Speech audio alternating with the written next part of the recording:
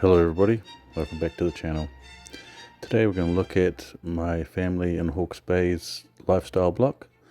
I like to refer to them as the competition because they have got what we're kind of trying to do, and I think they've got some great ideas. First up, we're going to look at their garden beds next to the greenhouse.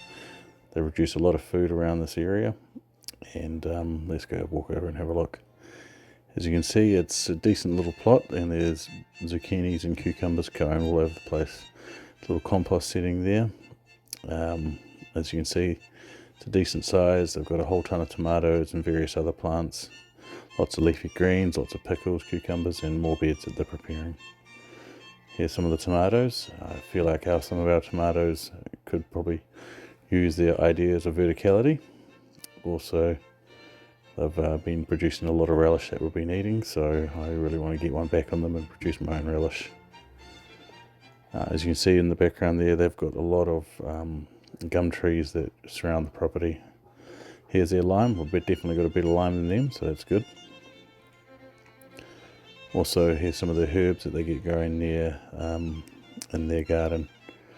They move the herbs into the greenhouse, I think, in winter, and the winter and where they're located in the Hawke's Bay can be really cold, down to 2 or 3, 4, even 4 minus Celsius. But their summers are also really hot. They get well into the 30s for often many summer days. The hottest they got, I think this year, was 37 degrees, close to 40 degrees Celsius. Here is some of their zucchinis and some of the other leafy greens that they've got going. I'm sure the old man's going to change a few of these planter boxes around because they've been set here for a while, and this is about their 4th season, I think, with a lot of their different options.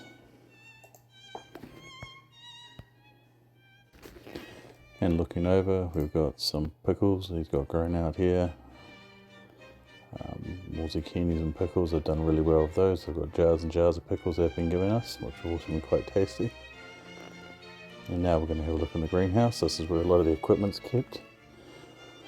I'm sorry, but I just missed out on showing all their onions and garlic hanging. I completely forgot to get an image of that, but they've got a whole lot of garlic and onions hanging down. These plants in here they've had going for a few years, some of them. And some of the plants they have to keep going in the winter because the winter gets so cold. More tomatoes, so many tomatoes at this place. I've got a few other herbs going down there. Got some capsicums going on.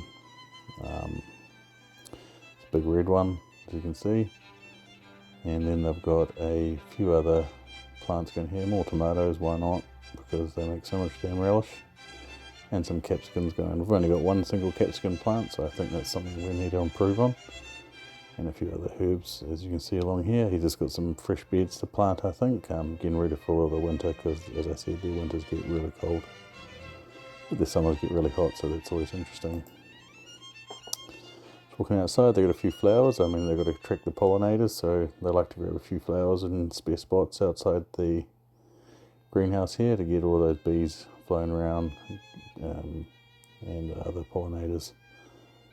Yeah, here's just a few of the other spots around the greenhouse. Now we're going to look over at a lot of where all the shrubs and flower beds are kept. This is mostly my mother's area where she's liking to plant out of all the flowers. She's got a bit of work to do, you can see there. There's a little citrus garden going. Glad to say we've got 3 massive lemon trees and a big lime tree, a mandarin and orange at home, so we're beating them there in citrus. And here's their big sunflower plants. I'm not sure what you're going to do with a sunflower plant. You need heaps to make the oil, so I don't think this is quite enough, but my mother seems to like them, so whatever floats your boat, I guess. More fruit trees, I think they've got something going on here. And there's this little garden spot they've built. All this property's been built over the last couple of years, so they're still developing quite a lot of it. Here is the feijoas. If you've ever been to New Zealand, you know New Zealanders love feijoas. We've got a feijoa tree that is in a bit debate at our house at the moment. I'm going to do a video shortly of pruning it up. Now here is their orchard. Some massive peach, nectarine, plum, apple, and they've got a couple of varieties of peach, and here's got one that's still about to be picked, and they've got a ton of peaches ready to go. Been rather impressed with how their orchard's gone. I had a fair bit of criticism when they first built it in, because they've got a big massive tree behind it, but the trees are actually going quite well. I told them they need to prune them though, because the growth they've got going on is a little bit wild. And here is the rest of the tree. As you see, a good amount of peaches that are ready to come off, and food for the family. Pretty good job. We've just got a new peach trees put in our property. That's the video I'm working on. Now I'm going to look at the other garden bed, which is on the other side of the property, and this is their berry garden, and I have to say their strawberry game is absolutely on point. This is a few raspberries that are hanging out. They had a pretty disappointing season for raspberries, but their strawberries, as you can see all along here, has been on fire. They actually filled about 2.5 kilos just before we got there, so 2.5 kilos, about over 5 pounds of strawberries they had waiting for us when we arrived, and we were thoroughly impressed as they tasted like store-bought strawberries, and they were really nice. Yeah, as you can see, a massive bed of strawberries. They go both sides. The raspberries haven't been too great this year, they've said, but yep, here's all the strawberry beds. We're just going to walk backwards, look at some of the same bedding just from the other side. They've got a whole lot of space here that they're going to plant out with more winter crop, but they just, here, as you can see, the amount of strawberries they have is massive, well in excess of 100 plants, and it goes over I think about 20 meters long, which is, you know, more into feet, probably up to 80 feet long of strawberries. And yeah, here's all their gum trees. There are some massive gum trees. I think they call them widowmakers in Australia because they break and fall down, but they've got them a fair way away from the property, and it's cool, causes a lot of good wind protection. Here we can look at the other side of the gardens. This has got all their pumpkin.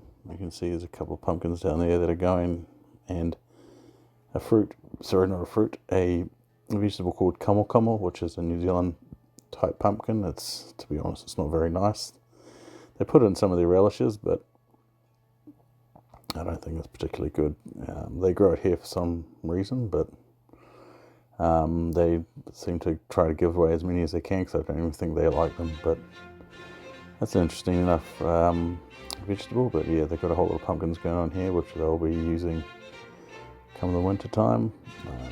The kids aren't the hugest fans of pumpkins, but I know all my siblings and my parents quite enjoy them, and I enjoy a good roast pumpkin. I think in America, it's confusing. You call what we call pumpkins squashes, and those pumpkins you have, we don't really have in New Zealand.